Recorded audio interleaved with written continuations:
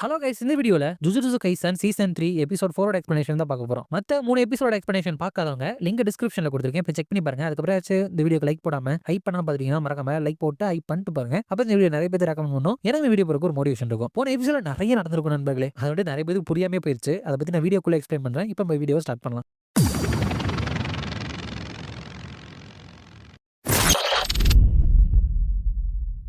இப்ப பாத்தீங்கன்னா போன எபிசோட நடந்தது நிறைய பேருக்கு புரியல. நான் நம்மள மட்டும் சொல்லல, வேர்ல்டு ஃபுல்லாவே. ஏன்னா IMDbல 7.7 ரேட்டிங் வாங்கியிருக்கு அந்த எபிசோடு. இருக்கிறதுலே கம்மியான ரேட்டிங் ஜெஜேகா எபிசோடு கிடைச்சதுன்னா அது மட்டும் தான். ஏன்னா நிறைய இன்ஃபர்மேஷன் சொல்லிட்டாங்க. அதை குறிப்பிட்டு தனியா அவங்க வீடியோவும் ரிலீஸ் பண்ணாங்க. சோ எதுக்கு நானும் சொல்றேன் அப்படின்னு சொல்றேன். இல்ல ப்ரோ, எனக்கு புரிஞ்சு அப்படின்னா ஸ்கிரீன்ல தெரியுற டைம்ல போயிட்டு இந்த எபிசோட எக்ஸ்பிளனேஷனை நீங்க பார்க்கலாம். இப்போ டெங்கன் அப்படிங்கிற ஒருத்தவங்க தான் நீங்க ஃபர்ஸ்ட் கவனிக்கணும். அவங்க வந்துட்டு சுக்குனா காலகட்டத்தில இருந்தே வாழ்ந்துட்டு வராங்க. பேரியர் டெக்னிக்ல வந்துட்டு அவங்க பயங்கர பவர்ஃபுல். இந்த ஜப்பான்ல இருக்கிற மொத்த பேரையுமே அவங்க பேரியர் கனெக்ட் பண்ணி ப்ரொடெக்ட் பண்ணிட்டு இருக்காங்க. ஓகேவா? 500 வருஷத்துக்கு ஒரு தடவை ஒருத்தவங்களோட உடம்ப ஸ்டார் பிளாஸ்மா வெசல்ல வந்துட்டு இவங்க சூஸ் பண்ணி அதுக்குள்ள போனா இவனுக்கு வயசாகாது. அப்படிதான் இவங்க இம்மார்டலா இருக்காங்க. பட் போன சீசன்ல டோஜி இருந்துட்டு அப்படி ஸ்டார் பிளாஸ்மா வெசலா இருக்கிறவள தான் கொன்றுப்பா. சோ இவங்களுக்கு என்ன ஆயிருக்கும்? ஏஜ் ஆக ஸ்டார்ட் ஆயிருக்கும். அதனாலதான் இப்ப பார்க்க இப்படி இருக்காங்க. அது மட்டும் இல்ல, எவால்வும் ஆயிருப்பாங்க. இப்ப அவங்க மனுஷன் அப்படிங்கறத விட கிட்டத்தட்ட ஒரு கர்ஸ். இததான் நீங்க நல்லா ஞாபகம் வச்சுக்கணும். ஒரு கர்ஸ். சரிங்களா? இதை அப்படியே வச்சிரும். அடுத்து இப்ப இந்த கல்லிங் கேமையே நடத்திட்டு இருக்க கெஞ்சாக்கோ, இவனுக்கு என்னன்னா மனிதர்கள் எல்லாத்தையுமே ஒன்னா மாத்தணும். அதாவது ஒரே சிங்கிள் உயிரினமா மாத்தணும். அவ்வளவுதான். இப்ப அந்த கெஞ்சாக்கு யார் உடம்புக்குள்ள இருக்கான்? நம்ம கோஜோவோட ஃப்ரெண்டு கெட்டோ உடம்புக்குள்ள இருக்கான். கெட்டோவால ஸ்பிரிட்ஸை கண்ட்ரோல் பண்ண முடியும், அப்சர்வும் பண்ண முடியும். அப்ப அந்த கெஞ்சாக்காவிலே அது முடியும் இல்லையா? இப்ப டெங்கனும் ஒரு கர்சன் சொன்னேன் இல்லையா? சோ அப்ப டெங்கனையும் இருந்துட்டு அவனால கண்ட்ரோல் பண்ண முடியும், இல்லனா அப்சர்வ் பண்ண முடியும். எதுக்கு அவங்கள பண்ணணும் ப்ரோ அப்படின்னு கேட்டீங்கன்னா, நான் சொன்னல பேரியர் மூலியமா ஜப்பான் இருக்கிற எல்லா மக்களோட அவன் கனெக்ட்ல இருக்காங்க. சோ அவங்கள பயன்படுத்தி எல்லா மக்களையும் இந்த டெங்கனோட அப்படியே இணைச்சு ஒரே கர்ஸ்டு உயிரினமா வந்துட்டு மாத்தணும். இதுதான் அவனோட பிளான். புரிஞ்சுங்களா? அதுக்கு நிறைய கர்ஸ் எனர்ஜி வந்துட்டு தேவை நண்பர்களே. அதுக்காக தான் இந்த கல்லிங் கேம் வந்துட்டு நடத்துறான். இது நடத்துறப்ப நிறைய நெகட்டிவ் எமோஷன் வருமா? நெகட்டிவ் எமோஷன் எல்லாமே கர்ஸ்ட் எனர்ஜியா மாறிடும். இதுக்காக தான் நடத்துறோம். இவ்வளவுதான் கான்செப்ட். இப்ப கோஜோவை அன்சீல் பண்றதுக்கான ஒரு பேக் பாக்ஸ் வந்துட்டு இவங்கள்ட்ட இருக்கு. பட் அதுல இருக்கிற டெக்னிக்கை உடைக்கணும் அப்படின்னா ஹானா ஏஞ்சல் அப்படிங்கிற ஒரு பொண்ணை வந்துட்டு இவங்க கண்டுபிடிக்கணும். இது ஒரு ஆப்ஜெக்டிவ். அதுக்கப்புறம் இந்த கல்லிங் கேம்ல யாரையாச்சும் கொன்னாங்க அப்படின்னா அதுக்கேற்ற மாதிரி பாயிண்ட் கொடுப்பாங்க. சோ அந்த பாயிண்ட்டை வச்சு நீங்க 100 பாயிண்ட் சேர்த்தீங்க அப்படின்னா ஒரு புது ரூலை கிரியேட் பண்ணலாம். அப்படி ஒரு ரூலை கிரியேட் பண்ணி இருக்கிற பிளேயர்ஸ் எல்லாத்தையுமே வந்து வெளியே கொண்டு வரணும் அப்படின்னு நம்ம ஹீரோட குரூப் இருந்துட்டு முடிவு பண்ணிருக்காங்க. ஏன்னா நான் ஏற்கனவே சொன்ன மாதிரி மெகுமிக்கு சம்பந்தப்பட்ட ஒரு பொண்ணு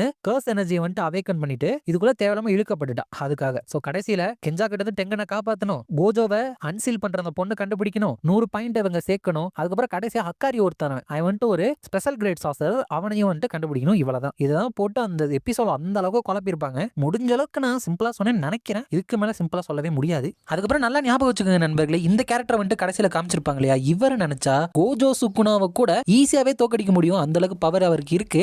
எப்படி ப்ரோ அதை சொல்றீங்கன்னு கேட்டீங்கன்னா, இந்த சீரிஸ் ஃபுல்லா பாத்தீங்க அப்படின்னா கண்டிப்பா உங்களுக்கே புரிய வரும். இப்போ நம்ம இந்த எபிசோட வந்துட்டு கண்டினியூ பண்ணலாம். ஸ்டார்டிங்ல மாக்கி இருந்துட்டு அவங்களோட ஜெனின் கிளான் கொண்டு போற கர்ஸ்ட் டூல எடுக்க. அப்ப அங்க நவோயா இருந்துட்டு இந்த முகத்தை வச்சு அடையாளமே கண்டுபிடிக்க முடியல தெரியுமா? வா மாக்கி, நீ வந்துட்டு என்ன பண்ண போற அப்படின்னு கேட்க, மாக்கி இருந்துட்டு ஓ பொண்ணோட முகத்தெல்லாம் பாக்குறேன், நீ அவனோட பேக்க மட்டும் தானே பேசுவ அப்படிங்கிறப்ப அவன் இருந்துட்டு ஹே நீ என்ன பண்ண போறன்னு தான் கேட்டேன். நீயே ஒரு உதவாக்கற, உன்னால சாஸ்திரை யூஸ் பண்ண முடியாது, கர்ஸ்ட் ஸ்பிரிட்டை பார்க்க முடியாது, உன்னோட இப்ப அழகான முகமும் பாலா போச்சு, என்ன பண்ணுவ? எப்பவும் போல நான் உன்னை புள்ளி பண்ணிக்கிட்டே இருக்கா?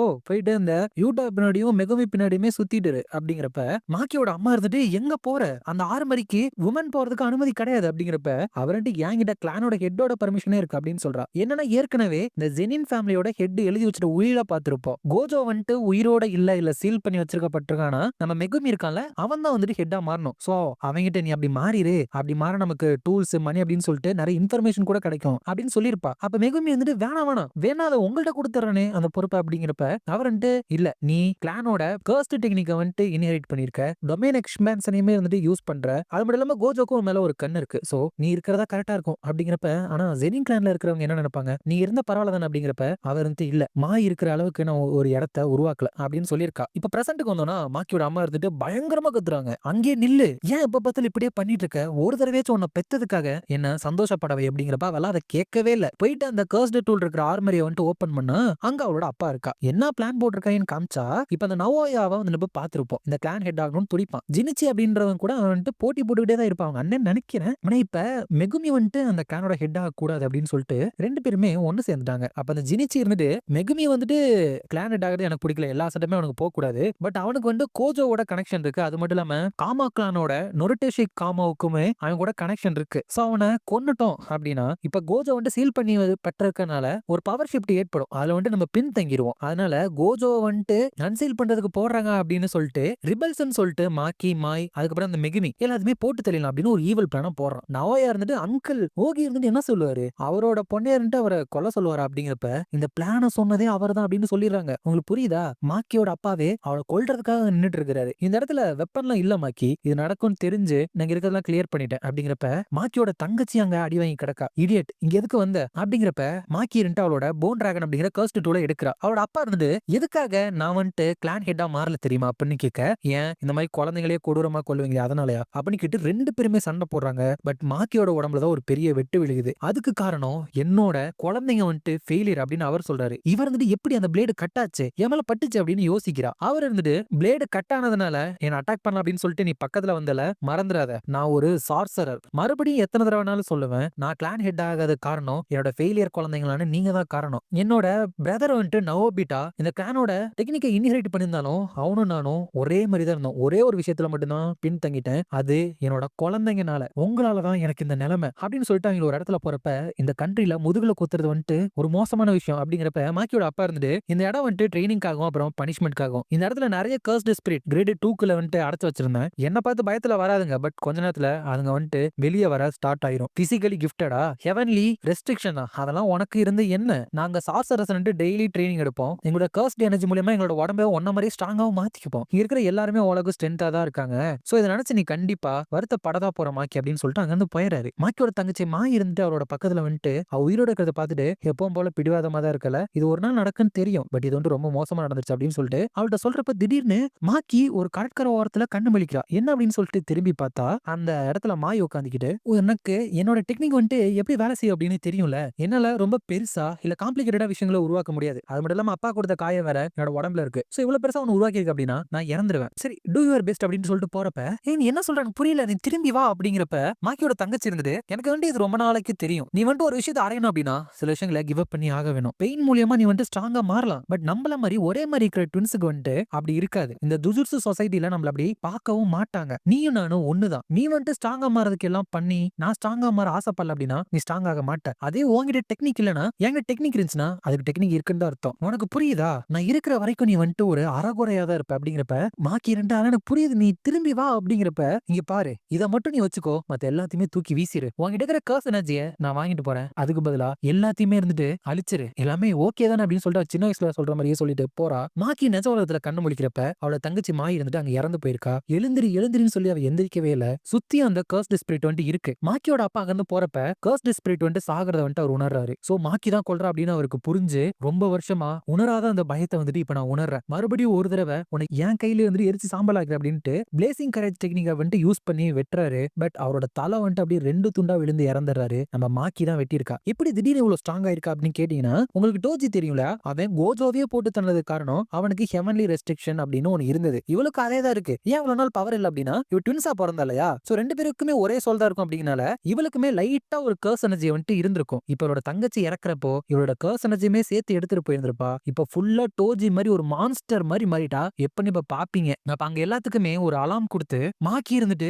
மிஸ்டர் ஓகியை வந்துட்டு கொண்டுட்டா. ராம்பேஜா போயிட்டு இருக்கா. Cooker unit currently hold on பண்ண போயிட்டு இருக்காங்க. அப்படிங்கிறப்ப அந்த குக்கர் யூனிட்டோட கேப்டன் இருந்துட்டு பாத்ரூம்ல வச்சு ஆம்புஷ் பண்ண அந்த ஓகியை வந்துட்டு யார் வேணாலும் கொல்லலாம், சரி அவளை போயிட்டு சீக்கிரம் முடிங்க, ஏன்னா ஜிமிச்சி தான் கத்துவான், அவட கதையை முடிச்சிடாதீங்க, நானே வந்து போட்டு தள்ளுறேன் அப்படின்னு சொல்றான். இந்த குக்கர் யூனிட் அப்படிங்கிறது இந்த மாதிரி கர்ஸ்ட் எனர்ஜி இல்லாம மாக்கி மாதிரி பிறந்திருப்பாங்களா, அவங்களுக்கு டெய்லி மார்ஷியல் ஆர்ட்ஸுமே ட்ரைனிங் கொடுத்து வச்சிருக்கிற ஒரு குரூப். மாக்கியுமே இதுல தான் இருந்தா ஜுஜுட்சு ஹை ஸ்கூலுக்கு வந்துட்டு போற வரைக்கும். அப்ப மாக்கி இருந்துட்டு இப்ப நான் வந்துட்டு என்ன பண்ண ட்ரை பண்ணிட்டு இருக்கேன், நான் எதுக்காக இதெல்லாம் பண்ணணும் அப்படின்னு போயிட்டு இருக்கப்பவே தங்கச்சி சொன்ன ஞாபகம் இருக்கு, நீ வந்துட்டு என் கூட வந்து பிறந்ததான் தப்புன்ட்டு. அதை நினைச்சிட்டு ஆமா நீ சொன்னது கரெக்ட் தான், ஐம் சாரி அப்படின்னு நினைக்கிறப்ப எல்லாத்தையுமே அழிச்சிட சொல்லிருப்பாளா. நாங்க அந்த குக்கர் யூனிட்ல இருந்து நிறைய பேர் வந்துட்டு அவளை அப்படியே சுத்தி வளைச்சிருப்பாங்க நண்பர்களே. பட் ஒருத்தர் வந்துட்டு நகர ஆரம்பிச்சோன்னு அந்த இடத்துல ஒரு ஃபைட் நடக்கும் பாருங்க, பயங்கரமான அனிமேஷன், சும்மா ஃப்ளூயிடா பண்ணிருப்பானுங்க. ஒவ்வொருத்தருமே இவர் வந்துட்டு ஈஸியா கொண்டுட்டு இருப்பா. நான் ஏற்கனவே சொன்னல மான்ஸ்டரா மாதிரி பாப்பீங்கன்னு, அது இந்த கட்டத்துல தான் சொல்றதுக்கு எதுவுமே இல்ல, ஃபுல் ஆக்ஷன் தான் கொஞ்ச நேரத்துக்கு. இதெல்லாம் பார்க்கும்போது ஏன்டா ஒன் பஞ்ச் மேனுக்கு இந்த மாதிரி ஒரு அனிமேஷன் இல்ல அப்படின்னு சொல்லிட்டு மனசையே பதற வைக்குது. நம்ம தமிழ் படத்துல சும்மா கைய கால ஆட்டினாலே எல்லாருமே சாவானுங்களே, அந்த மாதிரி வந்து கொண்டுட்டு இருக்கா. அதுலயும் ஒருத்தன் அப்படியே ஸ்லைடு பண்ணி போய் கொல்லுவா பாருங்க, வேற மாதிரி இருக்கும். கடைசியில ஜங்குசிக்கு அப்படின்னு சொல்லிட்டு அங்கிட்டு இங்கிட்டு போயிட்டு வருவா, எல்லாத்தையுமே போட்டு தெளிவா. அந்த கேப்டன் வந்து பாக்குறப்ப உயிரோடவே இருக்க மாட்டானுங்க. அப்பதான் அந்த இடத்துல ஒருத்தர் அவரோட டெக்னிக் யூஸ் பண்ணி பெரிய கையெல்லாம் வர வச்சு அவங்க கடக்கிற அத்தனை பேரோட ரத்தத்தோட சேர்த்து மாக்கிய மேல தூக்கிட்டு போயிட்டு அந்த பெரிய கை வச்சு அப்படியே நசிக்கிறாங்க. அப்ப இந்த கேப்டன் இருந்துட்டு ஜோஜ்ரோவோட டெக்னிக் ஆச்சு இது அப்படின்னா ஹேயிங்க வந்திருக்காங்களா அப்படின்னு சொல்றான். இந்த ஹேய் அப்படிங்கிறது இந்த ஜெனின் கிளான்லயே கிரேட் 1 சாசரஸா இருக்கிறவங்களால உருவாக்கப்பட்ட யூனிட், அதாவது இருக்கலே ஸ்ட்ராங்கஸ்டான யூனிட். பட் இருந்தாலும் உணர்றப்ப மாக்கி அட்டாக் பண்ண வர தெரிஞ்சு மாக்கியோட அட்டாக்க பிளாக் பண்ணிடுறான். எப்படி ஜோஜ்ரோவோட அட்டாக் வாங்கிய உயிரோட இருக்கா, என்னோட கர்ஸ்ட் பேரியர் கூட வேலை செய்யல, மாக்கி இருந்துட்டு எப்படி இவ்வளவு பவர்ஃபுல் ஆனா அப்படின்னு நினைச்சிட்டு அவன் சாகுறான். அந்த ஜோஜ்ரோ தாத்தாவும் சாகுறாரு. அந்த ராண்டா அப்படிங்கிறவன் ஒரு பேரியர் டெக்னிக்கோ சீலிங் டெக்னிக்கோ போட்டு அவன் அந்த இடத்துலயே புடிச்சு அழுத்தி வைக்கிறான் கிராவிட்டி மூலமா. அப்புறம் அந்த ஜினிச்சி அப்படிங்கிறவனை வந்துட்டு போய் கொல்ல சொல்றான். ஆனா இவளுக்கு வந்துட்டு அப்படியே மசில் வந்துட்டு அதிகரிக்குது நண்பர்களே. அப்படியே அந்த டெக்னிக்ல இருந்து வெளியே வர பாக்குறா. அந்த ராண்டா இருந்துட்டு ஜினிச்சி இது உங்க கையில தான் இருக்கு, டோஜி இருந்துட்டு பாவப்பட்டதுனால மட்டும் தான் நம்ம எல்லாருமே உயிரோட இருக்கோம். இப்ப அந்த டோஜி மாதிரி இவ்வளவு ஒரு மான்ஸ்டரா மாறிட்டு இருக்கா, இவ இருந்தா அப்படின்னா நம்ம ஜெனினுக்கு ஒரு ஃபியூச்சரே இருக்காது. அப்படிங்கிறப்ப அந்த ஜினிச்சியும் இருந்துட்டு நிறைய ஃபிஸ்ட் கர்ஸ்ட் டெக்னிக் மாதிரி நிறைய தடவை ஃபிஸ்ட்லயே அட்டாக் பண்ணி அந்த பில்லரோட சேர்த்து அவரை அட்டாக் பண்ணிடுறாங்க. ராண்டா அப்படியே ரத்த கலரியா ஒரு வழியா பண்ணிட்டீங்க ஜினிச்சி அப்படின்னு சொல்றான். பட் உயிரோட வரதை நம்ம மாக்கி தான் அவனோட தலையை தூக்கி எடுத்துக்கிட்டு அதை ஏரியிலையும் தூக்கி வீசிடுறான். அப்ப நோயா இருந்துட்டு இப்படி ப்ரூட்டலா பண்ணிருக்கே, உனக்கு இதயமே கிடையாது அப்படின்னு கேட்க மாக்கி இருந்துட்டு இல்ல என்னோட தங்கச்சி அதையுமே எடுத்துட்டு போயிட்டா. அப்படிங்கிறப்பதான் இவன் சின்ன வயசுல நினைச்சதை வந்துட்டு காமிக்கிறாங்க. என்ன நினைச்சிருப்பானா, என்ன வந்துட்டு எல்லாருமே ஜீனியஸா சொல்றாங்க, எங்க அப்பாக்கு அடுத்து நான் தான் வந்துட்டு அடுத்த கிளான் ஹெட்டா மாற போறேன், எங்களோட கிளான்ல ஒரு துளி கர்ஸ்ட் எனர்ஜி கூட இல்லாத ஒருத்தர் லூசர் வந்து இருக்கானா, அவனோட லுக்கே வந்துட்டு கண்டிப்பா பெத்தட்டிக்கா தான் இருக்கும், என்ன ஒரு மோசமான மூஞ்சை வச்சிருப்பான்னு பார்க்க ஆவலா இருக்கேன் அப்படின்னு நினைச்சிட்டு போய் பார்த்தா அந்த இடத்துலதான் டோஜியை பார்த்திருப்பான். அவனுக்கு அப்பவே எவ்வளவு டோஜி பவர்ஃபுல்னு தெரிஞ்சிடும். சோ அதெல்லாம் நினைச்சிட்டு இங்க மாக்கிய போட்டு அடிச்சுட்டு எனக்கு டோஜியை பத்தி நல்லா தெரியும், நீ வந்துட்டு டோஜி கிடையாது, வீக்கா இருக்கிற எல்லாருமே பண்ண தப்பு என்னன்னா டோஜி எவ்வளவு பவர்ஃபுல் அப்படின்ட்டு புரிஞ்சுக்காம விட்டுட்டாங்க அந்த கோஜோவை தவிர. பட் நான் தான் அந்த டோஜோட இடத்துல வந்துட்டு நிக்க போறேன், நீ கிடையாது அப்படின்னு சொல்லிட்டு பயங்கரமா அடிச்சு போட்டுறான். இருந்தாலும் முடிஞ்ச அளவுக்கு 1 2 3 4 அப்படின்னு சொல்லிட்டு இவன் அவனோட ப்ரொஜெக்ஷனை வந்துட்டு எண்ணிக்கிட்டே இருக்கா. ஏன் அப்படின்னா இவனோட டெக்னிக் என்ன தெரியுமா நண்பர்களே, ஒரு செகண்டுக்கு வந்துட்டு 24 ஃப்ரேம், அதாவது 24 FPS. போன சீசன்ல கூட என்னோட அப்பா வந்துட்டு இதே மாதிரி சண்டை போட்டதை பார்த்திருப்போம். சோ இந்த மாதிரி இவனோட ப்ரொஜெக்ஷன் அதை வந்துட்டு ஒரு செகண்டுக்கு 24 அப்படின்னு யூஸ் பண்றப்ப பயங்கரமான ஸ்பீடு வந்துட்டு இவனுக்கு கிடைக்கும், பிசிக்ஸுமே தாண்டி. பட் இதுக்கு ஒரு லிமிட் இருக்குல்ல. ஆனா இந்த டெக்னிக்கை வந்துட்டு இன்னும் லேயரா யூஸ் பண்றப்ப அவனுக்கு வந்துட்டு அதையும் தாண்டி பயங்கரமான ஸ்பீடு கிடைக்கும். இதை தான் அங்க பண்ணிட்டு இருக்கான். அந்த நவோயா இருந்துட்டு போன தடவை மாதிரி இந்த தடவை நான் ஸ்க்ரூ அப் பண்ணவே மாட்டேன், நான் தான் அடுத்த டோஜி, இதுதான் ஸ்பீடோட வெயிட் அப்படின்னு சொல்லிட்டு அவன் நல்லா ஸ்பீடா பின்னாடி தள்ளுறப்ப மாக்கி இருந்து நின்று ஒரே ஒரு கிளாப் தான், பின்னாடி போகாம அப்படியே நின்னுட்டு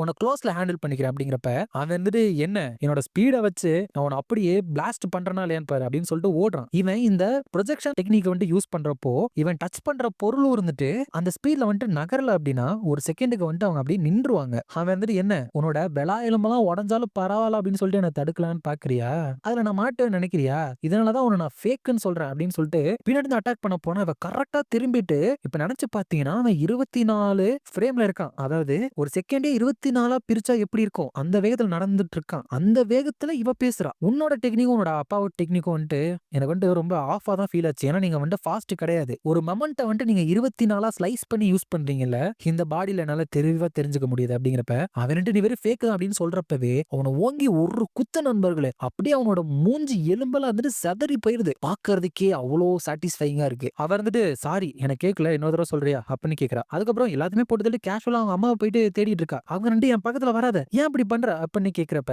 அவர்ட்டு அந்த ரூமுக்கு போக வேணான்னு என்ன சொன்னீங்களே ஏன் தெரிஞ்சுக்கலாம் அப்படிங்கிறப்ப வேணா என்ன ஒன்னும் பண்ணிடாத அப்படின்னு தான் சொல்றாங்க. மேபி அவளை காப்பாத்த ட்ரை பண்ணியிருந்தா விட்டலாம்னு நினைச்சாலும் என்னவோ அந்த இடத்துல அவங்களுமே வெட்டிரா. அப்ப அந்த நவோயா இருந்துட்டு உன்னால என்ன ஒழுங்கா கூட பினிஷ் பண்ண முடியல அப்படின்னு சொல்லிட்டு நவுந்துட்டு போயிட்டு இருந்தா மாக்கியோட அம்மாவை சாகிறதுக்கு முன்னாடி ஒரு கத்தியை வச்சு இந்த நவோயோட முதுகுலே இருந்துட்டு குத்திடுறாங்க. என்னால கொஞ்சம் கூட கர்ஸ் எனர்ஜி வந்துட்டு கேதர் பண்ண முடியல அப்படின்னு சொல்லிட்டு அவனும் இறந்துறான். அவங்களும் சாகுறப்ப உன்னை பெத்ததுக்கு நான் ரொம்ப சந்தோஷப்படுறேன் அப்படின்னு நினைச்சிட்டு தான் சாகுறாங்க. அதுக்கப்புறம் அவனோட தங்கச்சியோட உடம்பு வந்துட்டு எடுத்துட்டு போறா. அவன் தங்கச்சியோட ஃப்ரெண்ட் அந்த மோமா வந்துட்டு மாக்கி என்ன நடந்துச்சு இதுக்காக அவளை போக வேணாம்னு சொன்னேன் அப்படிங்கிறப்ப இவளுக்கு ஆக வேண்டியதெல்லாம் நீ பாத்துக்க அப்படிங்கிறப்ப நீங்க என்ன பண்ண போறீங்க மாக்கி அப்படின்னு கேட்கிறா. அப்பதான் ஒரு விஷயத்தை காமிக்கிறாங்க. மொத்தம் 36 பேர் இந்த இடத்துல கொண்டிருக்கா. யாரு கொண்டாங்கன்னு பெருசா யாராலும் கண்டுபிடிக்க முடியல. அவங்களோட காயத்துல இருந்து கர்ஸ்ட் வெப்பன்ல இருந்து கர்ஸ்ட் எனர்ஜி மட்டும் சில பேர் கண்டுபிடிச்சாங்க. அது மட்டும் இல்லாம நம்ம கோஜோவோட கிளானு, அதுக்கப்புறம் அந்த காமோ கிளானு, இது ரெண்டும் சேர்ந்து பிக் 3 கிளான்ல இருந்து இந்த ஜெனின் கிளானை நீக்கணும் அப்படின்னு வந்துட்டு ரெக்வஸ்ட் பண்ணாங்க. பட் அந்த ஆர்டர் வந்துட்டு அப்படி நிக்கிது அப்படின்னு போட்டிருக்காங்க. இதோட இந்த எபிசோடு வந்துட்டு முடியுது. தரமான எபிசோடு, கண்டிப்பா நீங்க போய் செக் பண்ணி பாருங்க. அனிமேஷன் அந்த மாதிரி இருக்கும். இந்த வீடியோ பிடிச்சிருந்தா மறக்காம